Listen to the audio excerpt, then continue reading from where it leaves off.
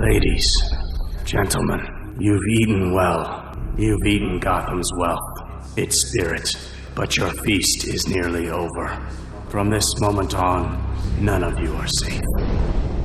Tonight, I am going to maintain order in Gotham City. You are going to help me. Go on, take me to jail, copper.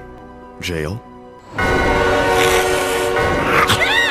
The plans were mine. I've carefully studied every Justice Leaguer, past and present, and created contingency plans to neutralize you. My actions don't require any defense. In the same situation, I do it again. The Justice League is far too dangerous to lack a failsafe against any possible misuse of our power. You made contingency plans to stop everybody in the League. You're still so arrogant you didn't bother to come up with a plan to stop yourself. I do have a plan. It's called the Justice League. Clark, this is between you and me. We don't have to do this. Sure we do. I want you to remember the one man who beat you. Bruce! With the release of Justice League Dark Apocalypse War, DC has proved that it reigns king in regards to animation. As could be expected, the character who has appeared the most in solo films is Batman, as his popularity with the mainstream media has been steady for decades. So to honor the Dark Knight on Batman Day, here is a list of the top 5 Batman animated movies of all time with 3 honorable mentions. Okay, son. Show me.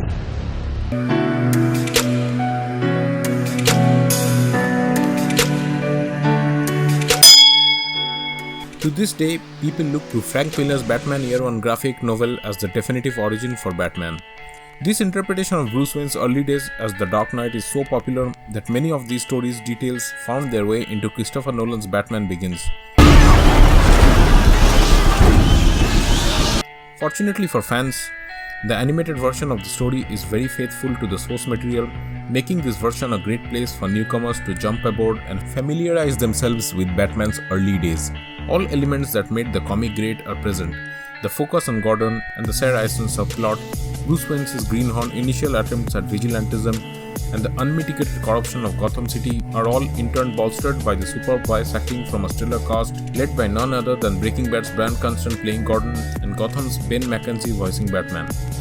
I know it's almost ironical. Mrs. Gordon, I won't let your son die.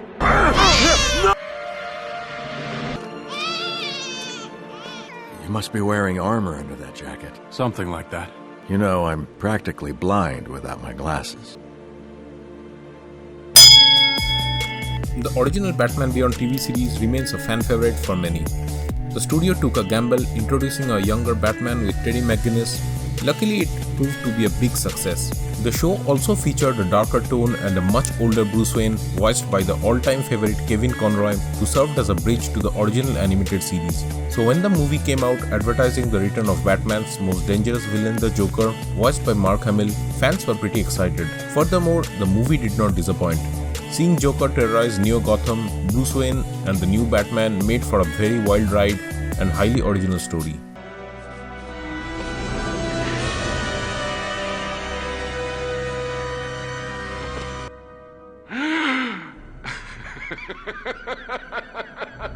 The film also tells a more detective-driven story with a surprising amount of twists and turns for a kids' movie.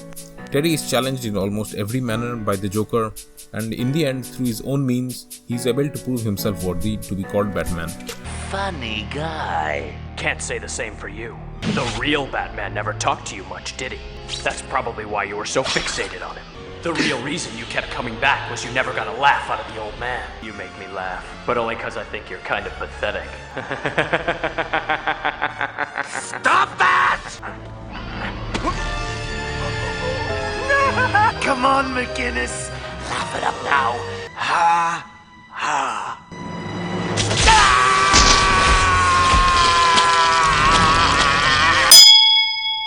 While Batman Under the Red Hood definitely takes some liberties with its comic book counterpart, it is still one of the strongest animated adaptations to date.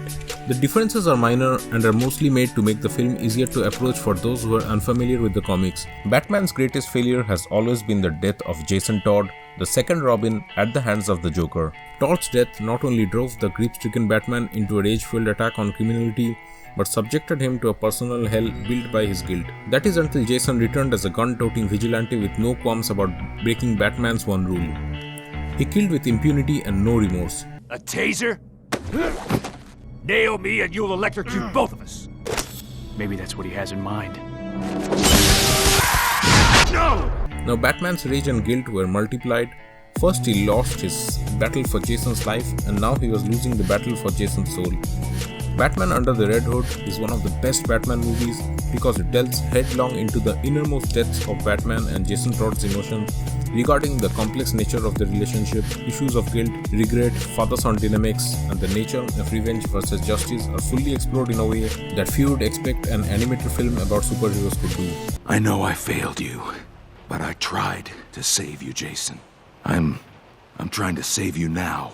And last but not the least, Supernatural's Jensen Ackles voicing the Red Hood was an additional delight. Bruce, I forgive you. But why? Why on God's earth? Is he still alive? The Dark Knight Returns is often regarded as the best Batman story ever written, and rightly so. Its depiction of an aging Bruce Wayne once again taking up his mantle encapsulates the essence of the character, and its gritty take on his world influenced a generation of comic book writers. A more faithful adaptation of a comic book than Batman The Dark Knight Returns probably does not exist. Like with Year One, The Dark Knight Returns is another Frank Miller Batman tale. The movie's creative team showed such passion for the source material that they attempted to replicate every detail as best they could. This dedication definitely shows in the final product. Along with the movie being split into two parts, the similarities are uncanny. All of the emotional moments and action sequences transfer so well, while the tone and voice acting are incredible.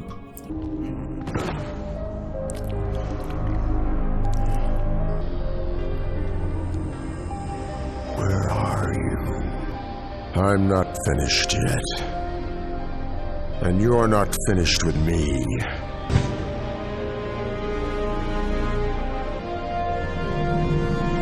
You're never finished with me.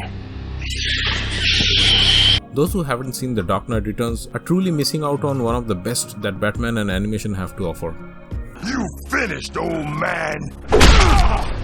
You don't get it, son. This isn't a mud hole. It's an operating table. And I'm the surgeon.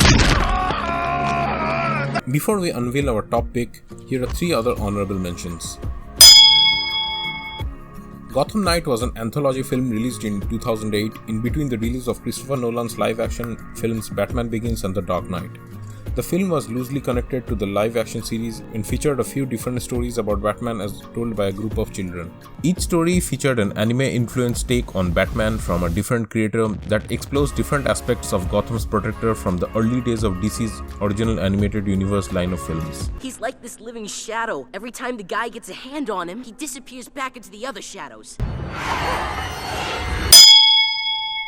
Ranking high on the list of questionable ideas would be the logic of producing a Batman film where Batman barely appears.